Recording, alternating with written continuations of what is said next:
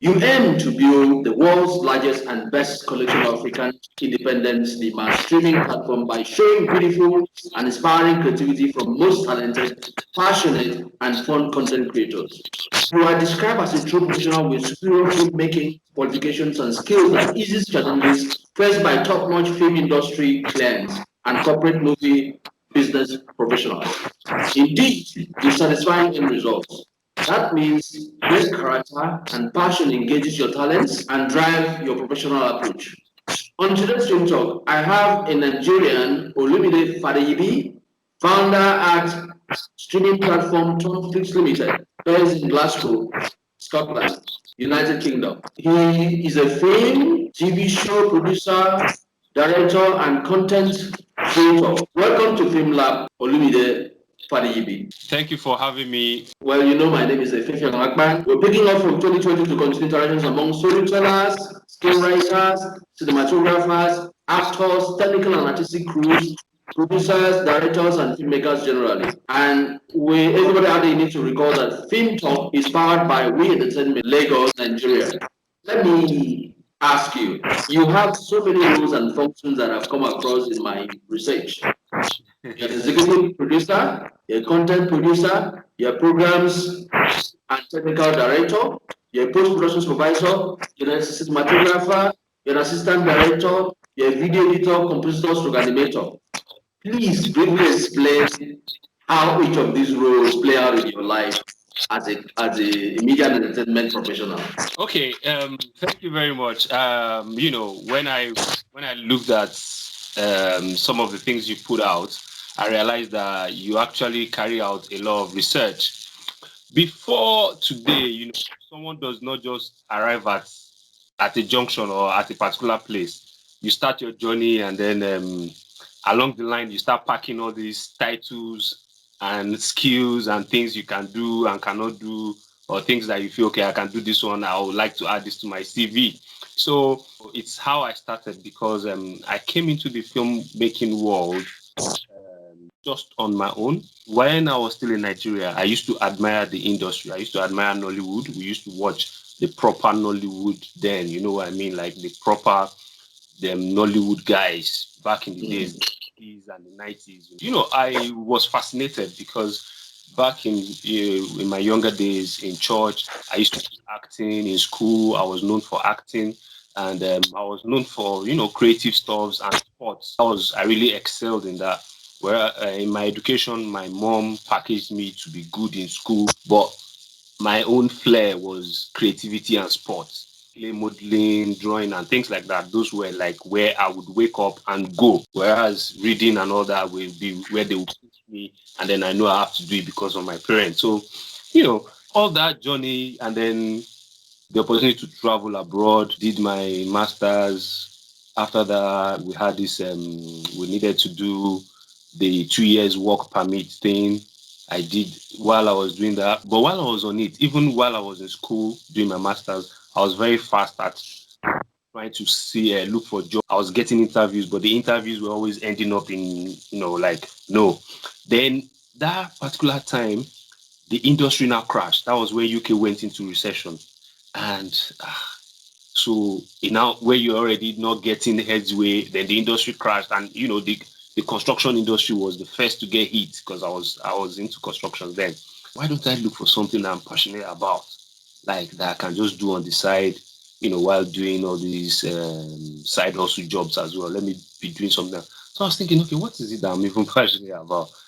Running. I can't just be running like elter skater. I can't just be doing sports. So, there's this culture shock, and, because it's a new country that I just moved into, I didn't have enough contacts, and there was not that much support to push you in the right links to what you can do career-wise or even your sports-wise. So I was like, okay, I remembered Nollywood then, and that was how I remembered one particular incident that I went to Surulere. I was just in Surulere, I think around Brode Thomas and all those places. And I saw a lineup of all these actors and things. I know I went to meet one of them. I think I've forgotten where, but there's one particular building they used to, like a joint where they used to go in Sule. So Is it Shindig? That Shindig? I think it's definitely Sule area somewhere there Yeah. now because I can't pinpoint. Then I went to meet them. They gave me one guy's number. One I think is a production manager.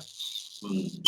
As a typical Niger guy in the 90s, early 2000s, I didn't call because we didn't value that industry then.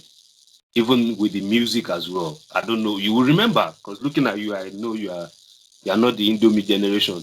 You know, those people then especially for those of us that didn't have people that could mentor us into it.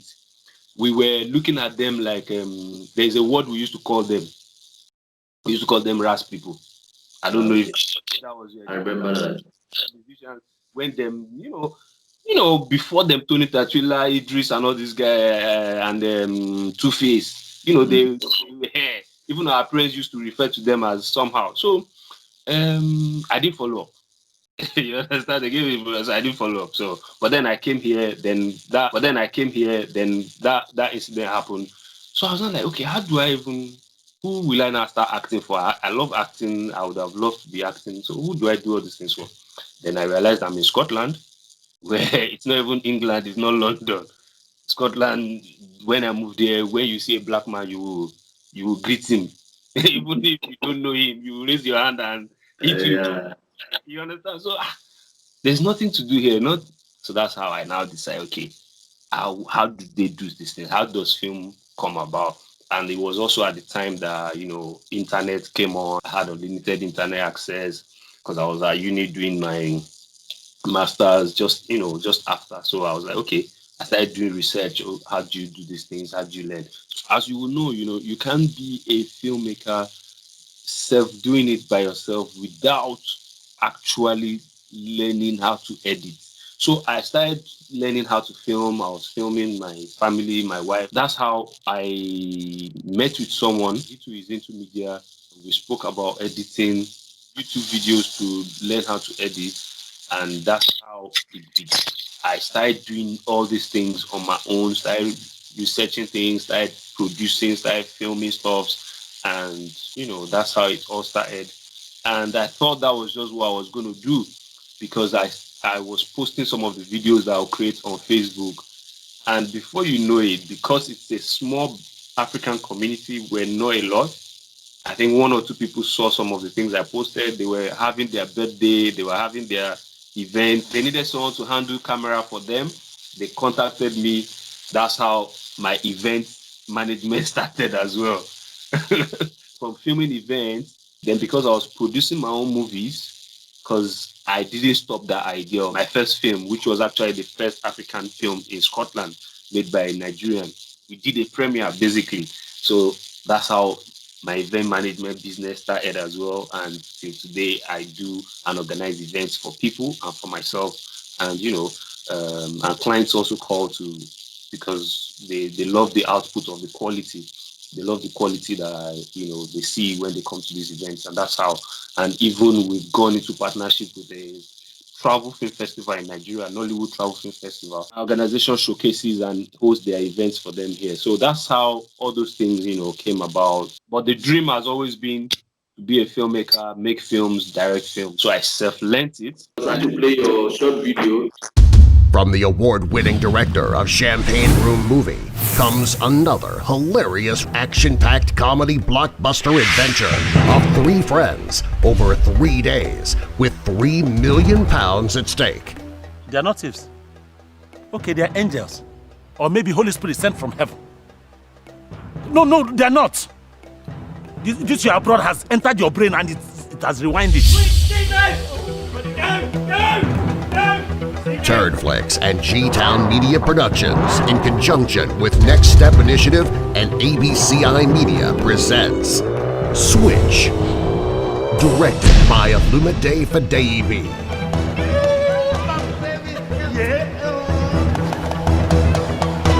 Switch. You don't decrease, I think. You decrease, Abi? It's just an option. Option my foot. Stop! No, please. No, please. I didn't get it anyway, please. Shut up! Hoover! Come here, you stupid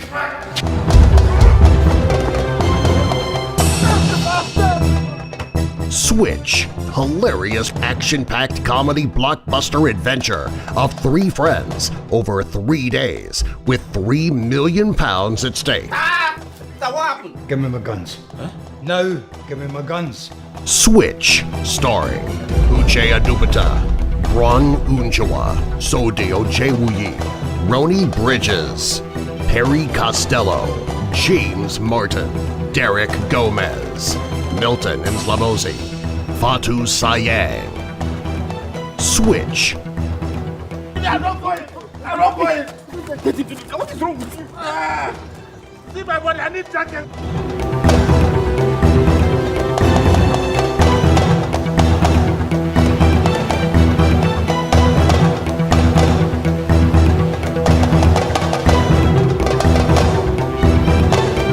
So how does that movie interpret the atmosphere, cultural atmosphere, intercultural relationship?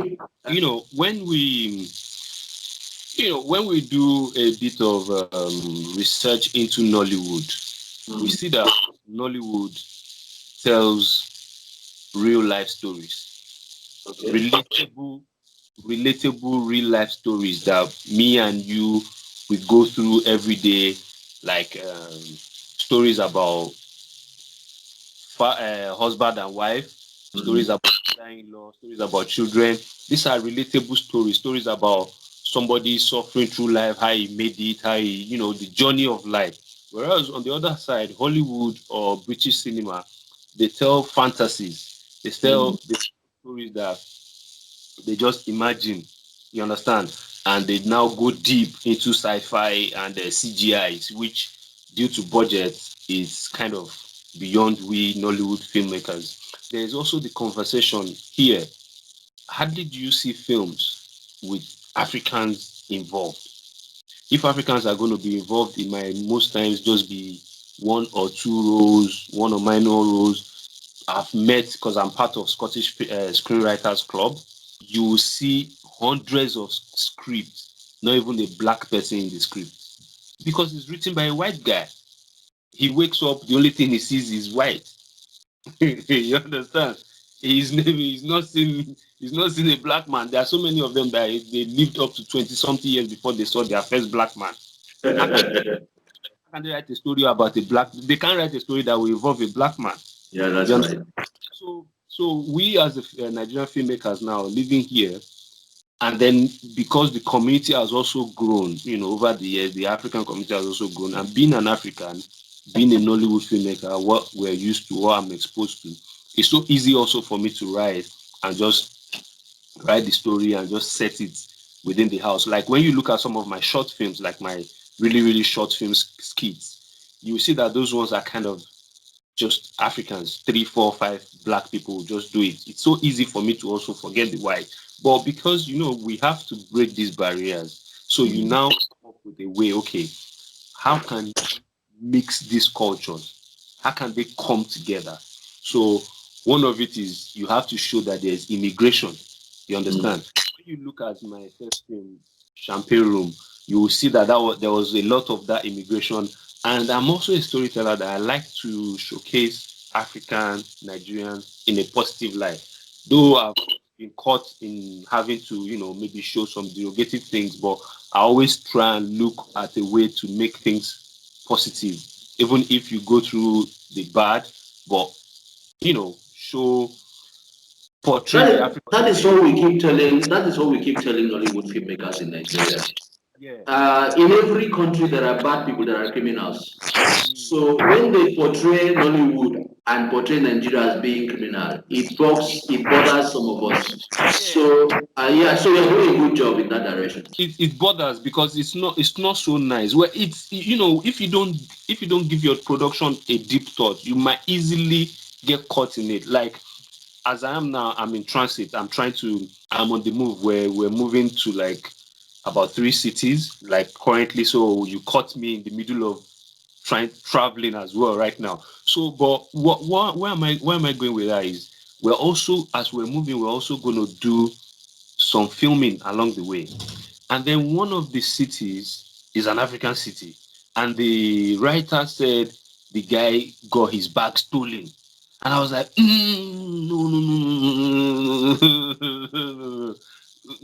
We shouldn't steal the bag here. No.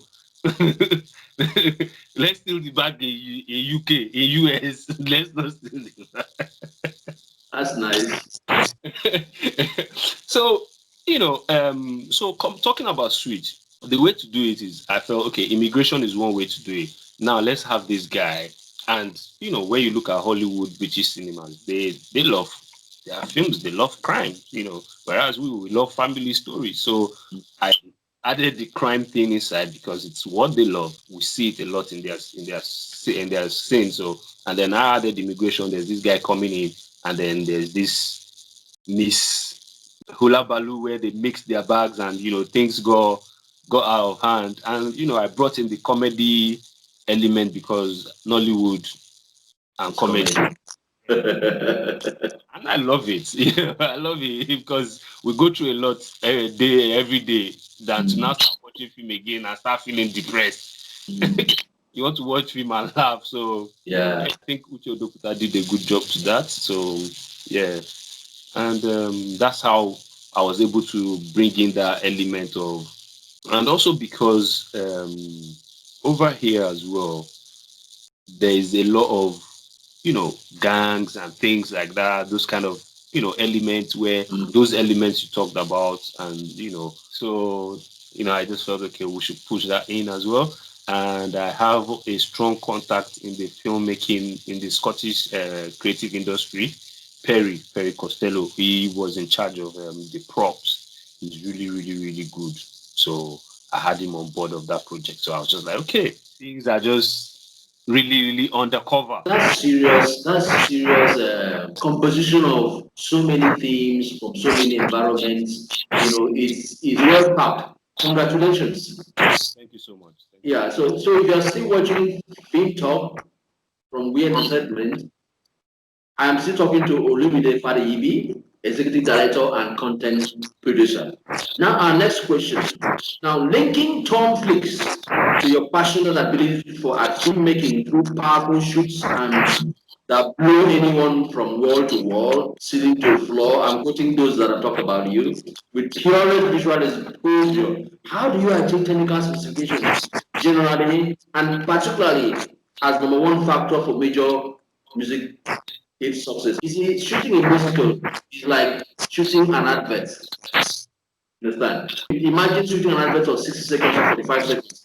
How do you manage the technicalities to bring out your picture quality in terms of color, grades, in terms of everything that you need to do? How do you do that? Yeah, if you're looking for someone to push you to achieve quality, I think work with musicians. They demand so much quality.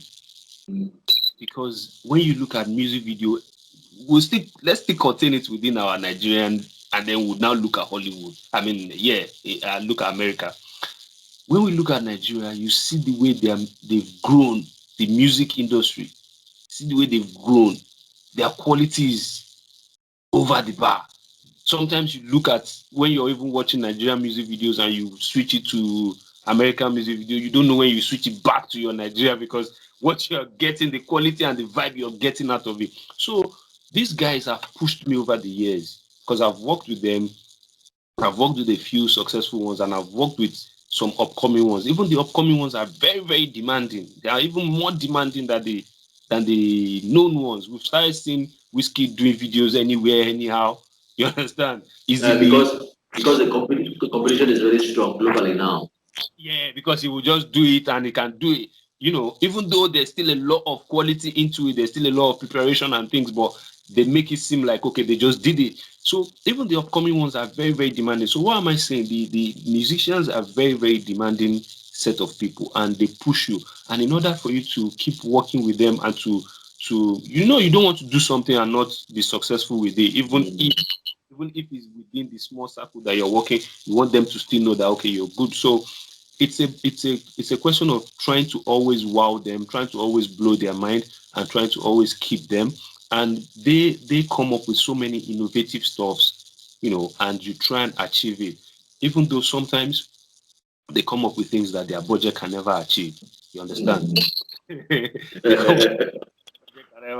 I've seen so many of them bring videos, and you look at it. That is definitely a $200,000 video. You understand? And then they start streamlining it. Oh no, don't worry about that helicopter. We know.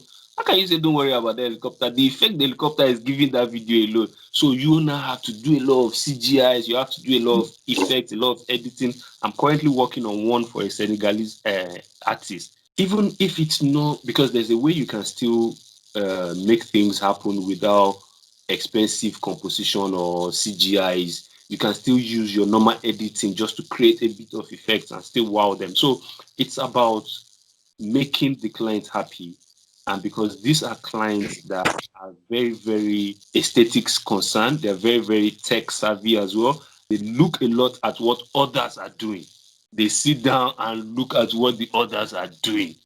And then they come to you, please help us create it, to meet up to that and be able to do better, or at least deliver what they want, or be able to give them something different as well, something new that they can, that would make them happy. Okay, I played out Champagne Room. Your Champagne Room treats the issues, real life themes of harassment of the press freedom or press freedom, domestic violence, child abuse, human trafficking, forced marriages, immigration, and drug crime in Glasgow. This is very, I don't know, it's like it is a trend with you to pack so much into one movie. I've been waiting for this opportunity for a long time. I want you to tell me everything you know. What do you want to know? Everything. Drug racketeering, murder, money laundering, everything. You're on video. All good. It all started back in Africa. I was a journalist, a political activist, and I used my journalism to expose corrupt government and their malpractices. And then one day, be professional. Negotiate for a high fee, because most of them will want a happy ending. Happy ending? Yeah, you got to satisfy the client. But what about my parents? Shut up! Anyway, what about you? What do you have to say? What is this? It's rice and chicken, darling. I want pounded yam.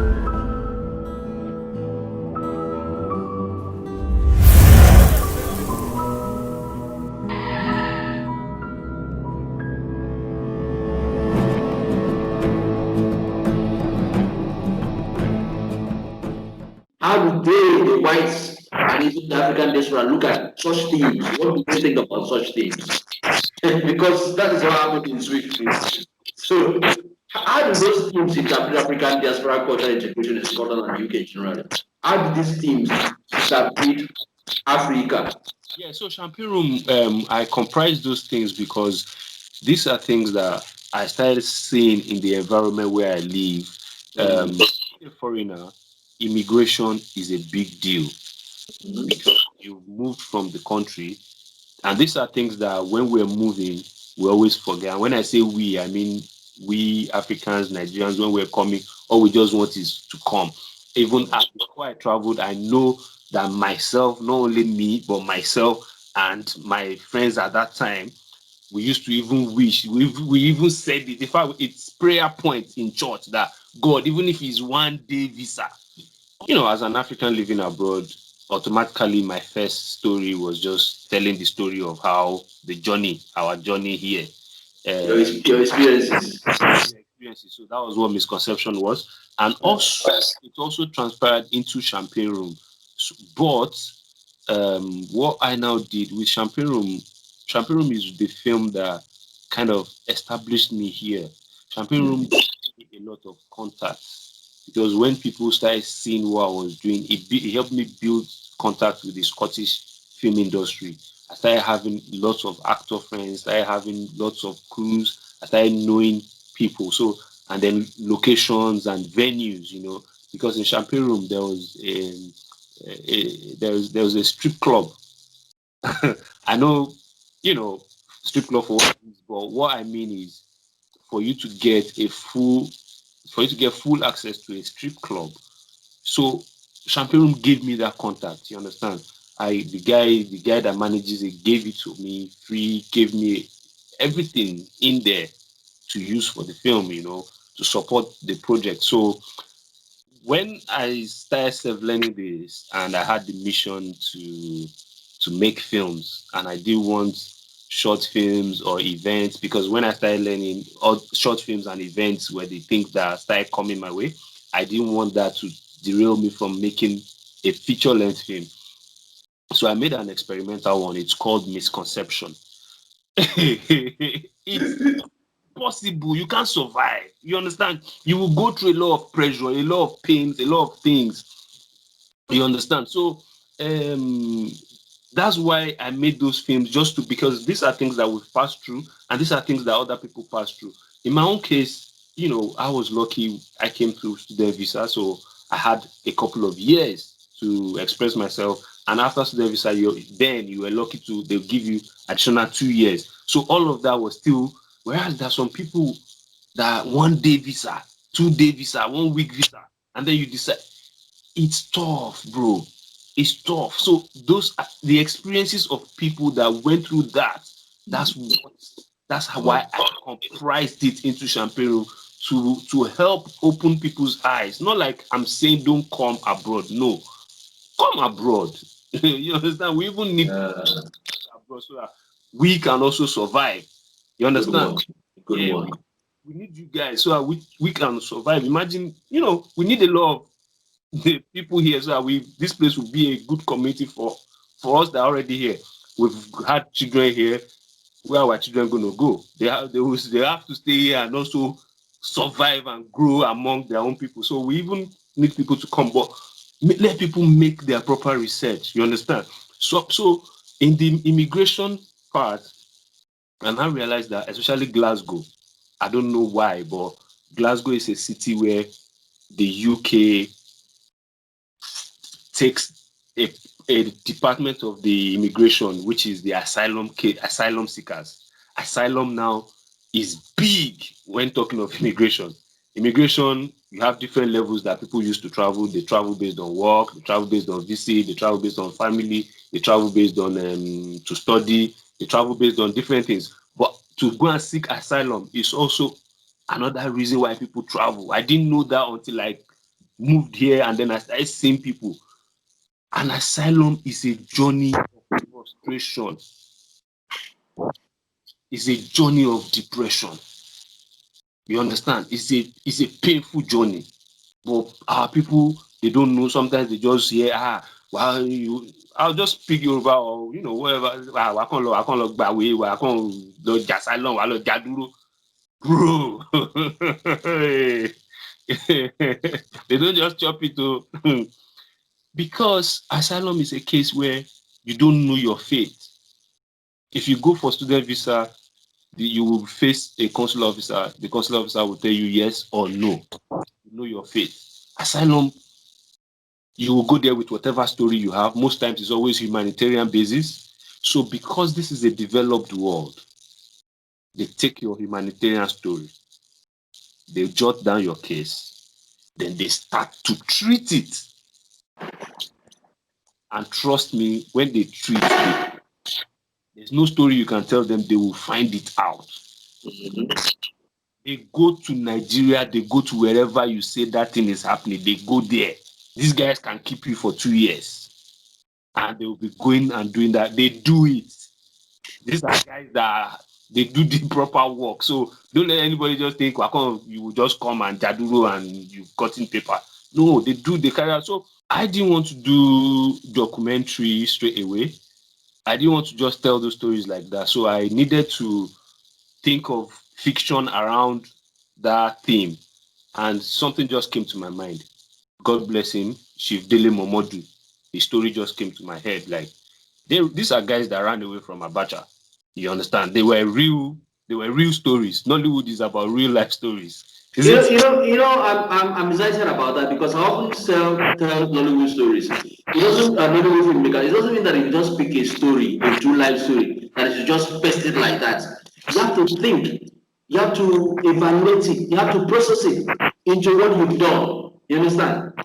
Yeah. And perhaps that has to do with education anyway.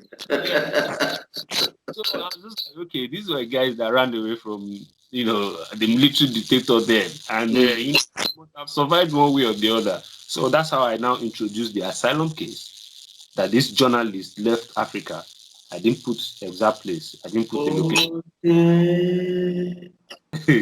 So he came here. He ran from his country. There's this the dictator there, because he was exposing him through his newspaper, and they threatened to kill him. Stories of Delegiwa and all these things. But I didn't, just picked up the stories and then mixed it with the reality. And then still on that immigration story. And because the reason I combine all those things as well is because of the limited resources. I don't have enough resources to do it. And then this I'm a filmmaker that self-taught himself. So I have my limitations in being able to express, and I wrote those films, those particular ones. So I needed to kind of combine so many stories to make it thick enough, and then to be able to help patch my resources. Then I during my immigration journey, I also realized that there are people that actually come here. They don't even know the process. They are here. They don't even know the process. Somebody just said, Akman just called me, like he called me and said, Olumide, do you want to go abroad? I can take you abroad. And I'm like, yes, Efefion, please, I want to go. Because you're excited. Then you just started taking me through. You didn't even tell me anything. Just whatever you give me, whatever you tell me is whatever I follow till we go here. Then on getting here, you can do me anyhow. And these are the cases of the people that they put through prostitution and all those kind of other things. There are people that are here that are paying 70,000 euros back to who brought them. How will you survive? How do you want to pay that money, bro? How? We are here now. We see ourselves. I can show you out of my window. It's snow. It's not money. It's not money on the ground. It's snow. That's very funny. I show you my window. I don't know if you want me to show you. It's snow. It's ice that's on the ground. £1,000 to pay who brought you. Because with that snow, what it means is it's even going to be difficult for you. An African man that last week you were eating eba and pounded yam, they now brought you to wear snow. How do you go out on that snow as an African man that was wearing slippers last week? Do you understand? So how long will it take you to raise £70,000? So you are in slavery again for years to be able to give this person £50,000 euros, pounds back for bringing you. And where are you going to see those money except by start doing, all these things? So that's how that thing came into again. Child human trafficking. People get trafficked there. So that's how all those things came into. Yeah, I understand. So when your film Champagne Room was premiered in Edinburgh, while Kunda Florian, CEO, and Genevieve Naji's they wrote to yesterday was being premiered in Glasgow. What was your feeling like? At that same period, being showcased alongside people who have been in the industry for so long in Nigeria, and they also came to Europe to UK. Yeah, it's God that we give glory to, because in life sometimes is when you are opportune. People argue that there's luck, there's no luck, there's opportunity, there's no opportunity. All those things are real. There's luck, there's opportunity, but you just have to, you yourself, you have to be taking the action already. And that is when God will now help with opportunity and the luck or placing and things like that. Even that particular Champagne Room. That's why I said Champagne Room is actually a blessed film, because the Daily Record, which is the biggest newspaper in Scotland, the same day they brought Daniel Craig. Daniel my team, and Champagne Room, we had the central spread. Really? Yes. Daniel Craig was not giving central spread. They are filming. So it's these things just happens. Like if you just have to be doing what you're doing, and the blessing of God. I believe in God.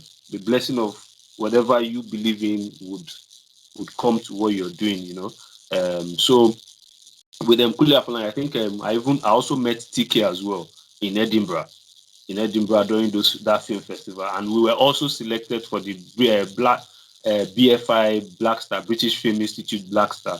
Champagne Room was also selected. So as a filmmaker, I would say also try and make films that has themes. Yeah, I mean, that was. I mean, you said you come across the champagne room to me so powerfully. In fact, if I'm even to compare that champagne room with Florian's CEO and Jennifer Naji's hello to yesterday, I would say champagne room. That's what I would say. Because go through that because it's a theme film. It's a film that goes through what people have been through. So many stakes in your movie. So many stakes. Well, I'm still talking to Olumide Fadeyibi, the program stroke tech director and post-production supervisor. I can see that this is a filmmaker that simply collects all that are collectible. Congratulations, I'm enjoying the fact that I'm talking to you. So, I'm played out entangled. Where were you raised? I ask, where were you raised? In a bush or in a home? Get out, useless girl. You don't know how to clean the house in the morning. You want to chill first.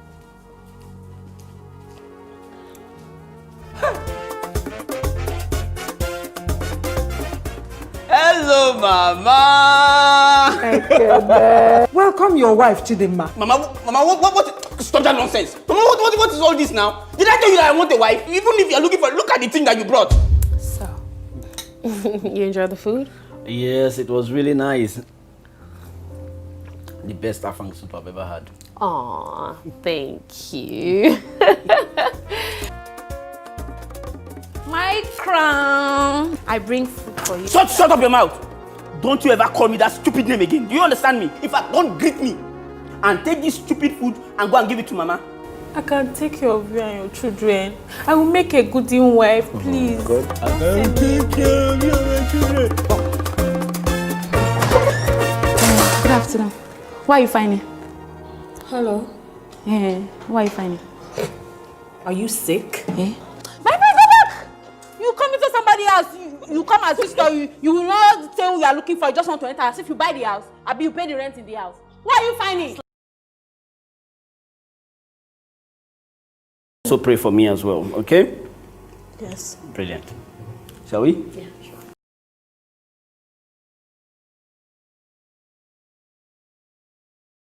This car right now, thoroughly, now.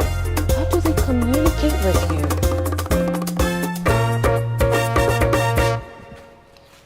Look, you are put your hump here. Yeah, go. Then you go Go. carry your wash up. What? You've turned my house into a brothel. Join this weekend on ibakatv.com. How does Entangle interpret relationship stories and issues which your program, online program, Lumi show treat, in terms of single parenthood, causes and prevention, and coping with unsupportive family and love, especially, and loved ones especially. How does Entangle interpret that atmosphere which you always talk about in your online show?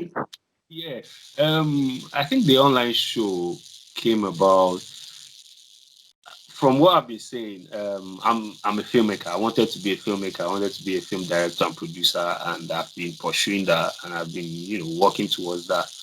And lockdown came, 2020, coronavirus 2020, and then the lockdown came, and as a content creator, as a producer, you can't stop producing. they stopped us, like they stopped everything, especially that first one. They stopped months and months, nothing was happening, we couldn't do anything. So that's how, I just came up with, okay, why don't we come up with something that we can at least check on each other, talk to each other, create something. It's like this is how the world is moving now. Streaming platforms are going to take over expensive video cameras and setup. So we might as well just start something. And we felt, okay, relationship is a good topic to talk about. Entangled on its own is a movie that what happened was I associate myself every day, no matter where I am, no matter what I do. I associate myself with Nollywood because it is Nollywood that gave me the inspiration to be doing this in the first place. People like them, Regina Askia, people like them, Jim Ike, people like them, Emeka Ike, the Nollywood 80s and 90s. They're the ones that gave us the inspiration to be doing this. You understand? So I always associate myself with that. Everybody has their own freedom to do what they want to do. I know I've met filmmakers that don't call themselves Nollywood, whereas they're Nigerians, they're even living in Nigeria, they make films with Nigerian actors, but yet they don't want to classify their films as Nollywood. But me, I see myself as a Nollywood filmmaker. And having made Misconception, Champagne Room, and Switch, I want to start featuring Nollywood guys. I introduced a Nollywood actor in Switch, which was Uche Odoputa. And I felt, okay. And, there's with everything, you have your learning curve and you have your challenges and you have what you take out of it. So I was like, okay, let's go to Nigeria now. Let's go to Nigeria and go and make it a film in Nigeria so that it's proper. Because what happened with the other ones, the streaming platforms in Nigeria, the distribution platforms in Nigeria, they didn't embrace it. One of the things they said was there was no Nollywood actor. They felt a disconnect with it. Maybe the story, as I said, Nollywood story is always real life, relatable stories, nothing, no fantasy, no nothing, which is fine. That's what Nollywood is being defined by, what we relate with every day. So that's why the push to Entangled, let's go and make Entangled in Nigeria. And to be honest, after making Entangled, Ibaka acquired it. Yeah, I saw it on Ibaka TV. Yeah, It's on Ibaka TV. So so hopefully in the future there will be more collaborations in Nigeria. Okay. And as I said, I'm in transit, so hopefully that will get me to Nigeria to also make further things. So having made that film about relationship and with the lockdown, I just felt a relationship talk show. Because number one, the lockdown is affecting people, is affecting relationships. There's a lot of relationship breakdown right now. There's a lot of people just moving apart because of this lockdown. And it's just good to use the show to check on each other and to try and, inspire each other. So all of that interwoven led to the creation of the mini show. Beautiful, beautiful. Now let's go to your big trade secret. I know that your biggest trade secret, as I learned from the research, is humility and ability to think very widely and deeply and be able to interpret, stories to suit whatever you want it to be. Somebody said it is true that the world today could use a lot more of Olumide because of your character. He is very respectful, patient, insightful, excellent, and ensuring every small detail. Works well in intense, high-pressure life situations. Makes difficult, complex decisions with clarity and good judgment. Good at initiating and developing a sound understanding and organizing relationship with his subjects before and during every shoot. And a continuous example of truth, honor, and respect. How have such testimonies helped your professional success amidst things like racial misinterpretation or discrimination and marginalization? How has it helped that characteristic help you to, integrate into your environment in Glasgow? Thank you to all these people that described me like that, first of all. Basically, in life, nothing is worth it. Nothing is worth going and creating enmity over. Having said that, I'm not trying to say don't push. We still keep pushing. You still have to push. Even sometimes I slap myself like I used to sleep in this guy. Get up, go and do this. So you still have to push. But while pushing, while striving, while hustling for the next big move, I think you still need to be very humble. And what I've gathered over the years, because somebody said no to you now, it's not actually does not even mean that I'm not even talking about that. That's a no or not. Does not even mean that that person is still not going to say yes. It has happened many times. Who said no to you now will end up still saying yes. Will even end up promoting you to other people. You understand? But it's your humility. You get me, bro?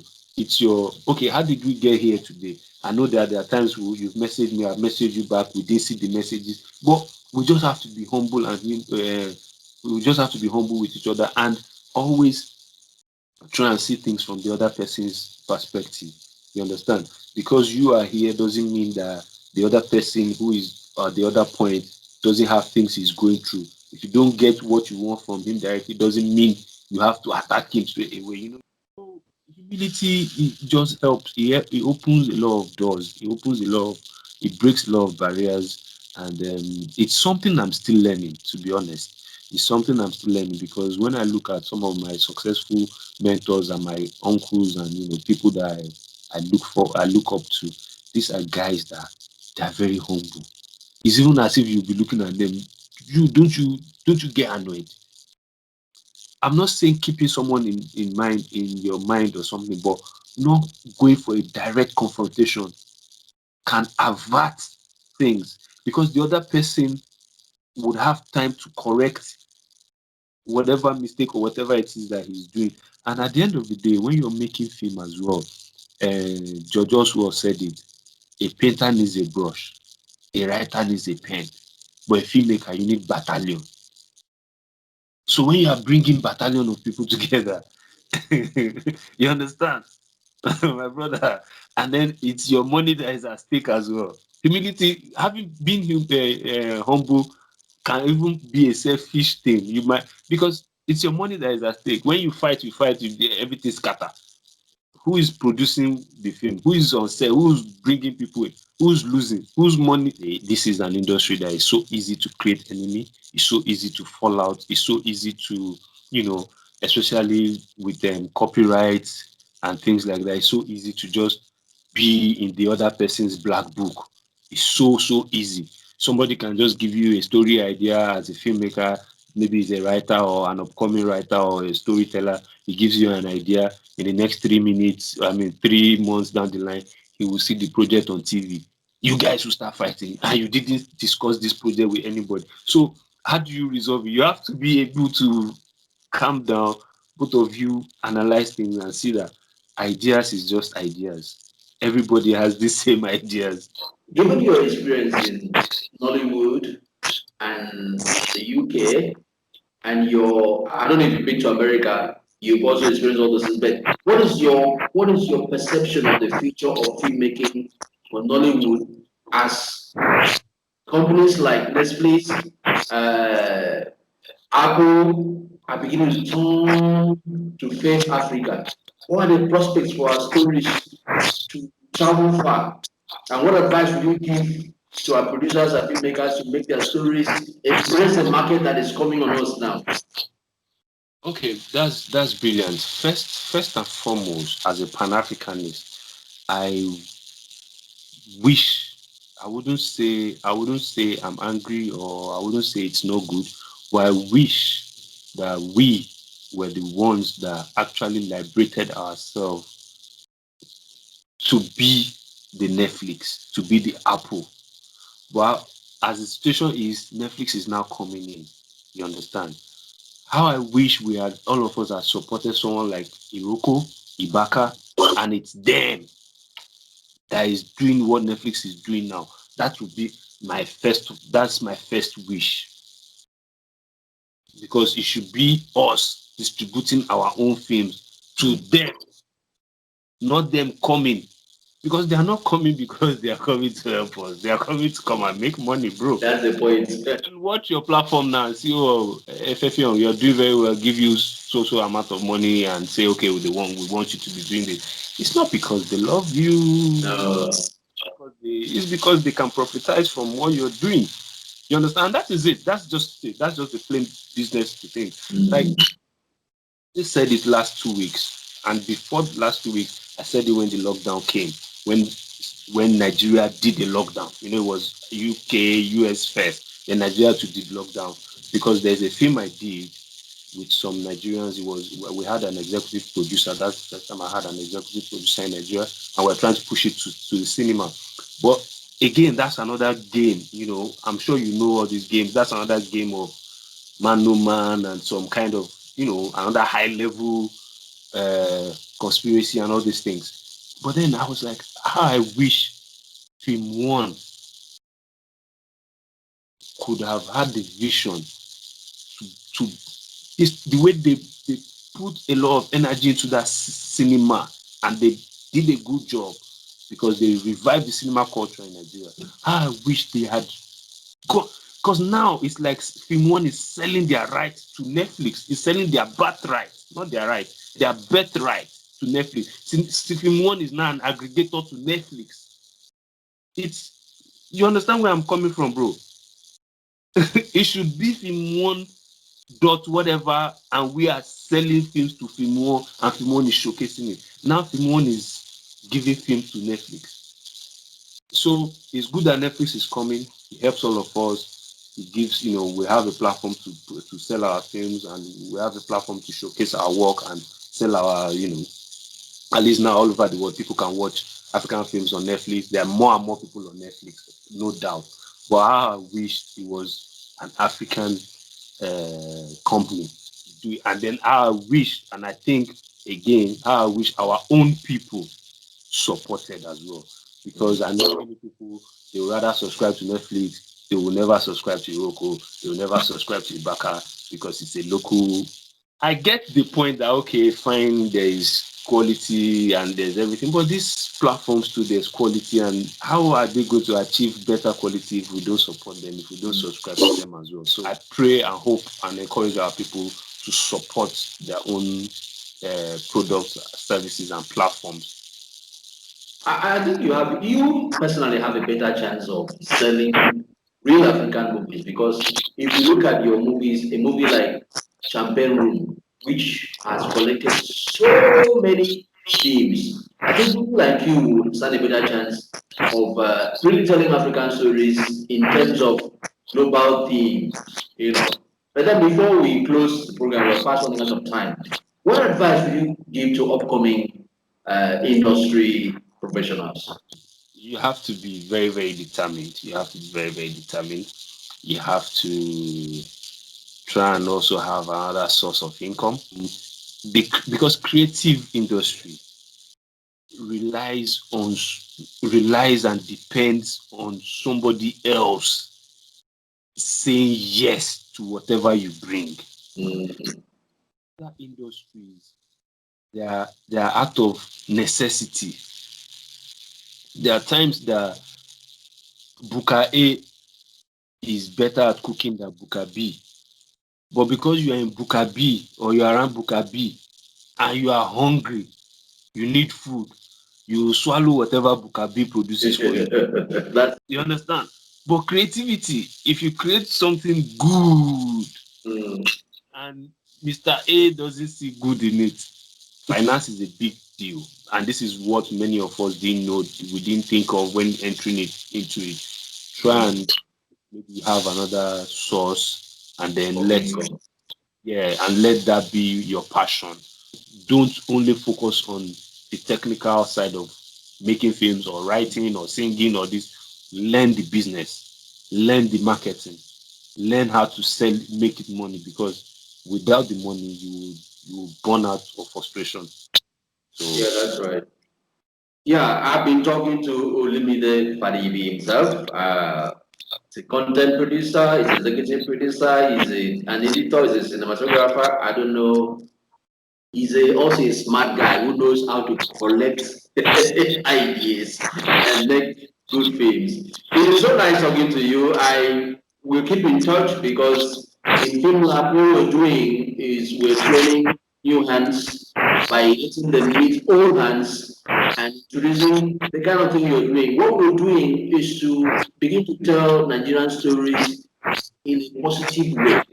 Even when we're telling a criminal story, we need to understand that Nigeria must be presented right, or even that Pan Africanism must be presented right. That's what we're doing. So it's been nice talking to you. I believe that I should come to you when you are doing your next production. I don't know where your next production will be. If you achieve your next production, I would like to also have an interview, particularly on that production, because this was a general profiling of what you've been doing, your person and your job, So thank you so much for coming. It was so nice talking to you. I've learned a lot. I have seen a kindred spirit in the sense that you're doing the things I would love to do. I am very critical of Nollywood because of always presenting reality. If you present too much of reality, where is the filmmaker statement? The filmmaker must make a statement, and that's what you've done with your movies in Tango, in Champagne Romance. So you've related what your experience and you made statements. That's what we should be doing from this side of the world. Because if you look at movies from America, from the UK, from anywhere in the world, even China, what they do is they present their country in a positive light. Because filmmaking is about your native land spirituality, it's about your culture, it's about your lifestyle, it's about your ability and pride. So it should always be the way you are doing it. Congratulations. Thank you so much. Thank you so much. So that was Filmtalk. Watch Filmtalk at www.filmlab.ng/Filmtalk.